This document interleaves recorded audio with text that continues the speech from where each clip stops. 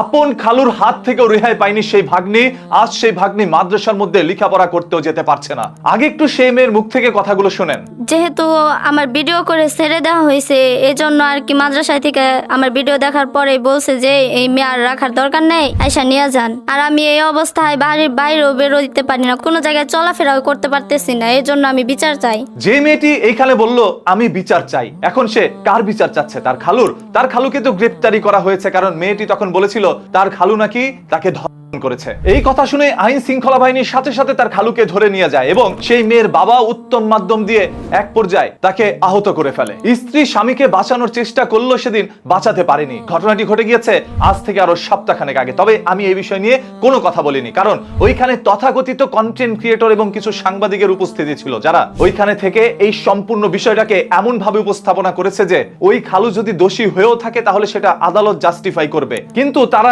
নিজেরাই হায়নার মতো ঝাঁপিয়ে পড়েছিল সেদিন ওই খালুর উপরে। এবং মেয়েটার ছবি ভিডিও এমন ভাবে সামাজিক যোগাযোগ মাধ্যমে ছড়িয়ে দিয়েছে যে মেয়েটা আজ সমাজে মুখ দেখাতে পারছে না। একবারও কি চিন্তা করেছিল সেই মেয়ের ভিডিওটা সোশ্যাল মিডিয়ার মধ্যে যদি এইভাবে পাবলিক করে দেয় যে তার খালু তার করে দিয়েছে, এরপর সেই মেয়েটার পরবর্তী জীবন কি হতে পারে, ভবিষ্যৎ কি হতে পারে?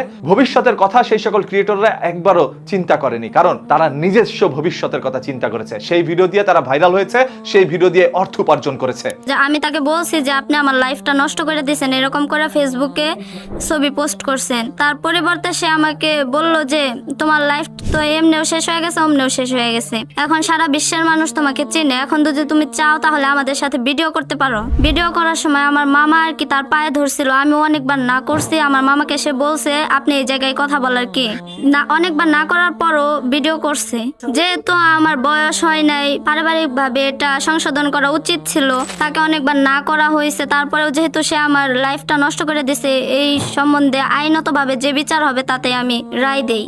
আজ এই মেয়েটি মাদ্রাসায় পর্যন্ত যেতে পারছে না, তার বান্ধবীদের সামনে মুখ দেখাতে পারছে না। লজ্জায় যখন দেয়ালে এই মেয়েটির পিঠ থেকে গিয়েছে, তখন এই মেয়েটি শাস্তি চাচ্ছে সেই সকল কন্টেন্ট ক্রিয়েটরের বিরুদ্ধে, যারা তাকে নানা ধরনের প্রশ্ন করে বিভ্রান্ত করে দিয়েছিল।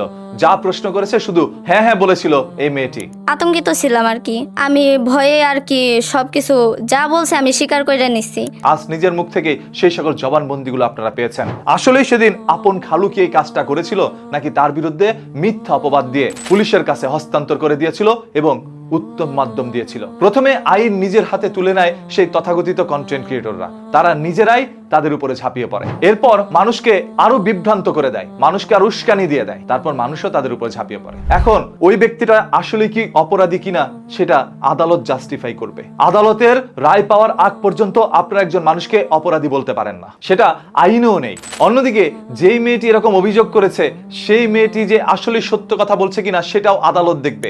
আপনি একজন কন্টেন্ট ক্রিয়েটর হয়ে ঢালাও ভাবে কোনো কিছু প্রেজেন্ট করে দিতে পারেন না, বলতে পারেন অভিযোগ উঠেছে, তবে না, আপনারা এমন ভাবে প্রশ্নগুলো করছিলেন যেন আপনারাই কোনো আইনের লোক, আপনারাই আদালত। বাংলাদেশের সকল মানুষ আজ সেই সকল তথাকথিত কন্টেন্ট ক্রিয়েটরের বিরুদ্ধে মন্তব্য করছে, যারা এই মেয়েটির ভবিষ্যৎ একটি অন্ধকারে ফেলে দিয়েছে। আপনারা কি কখনো ভেবেছিলেন ওই মেয়েটির ছবি যদি আপনার সোশ্যাল মিডিয়ায়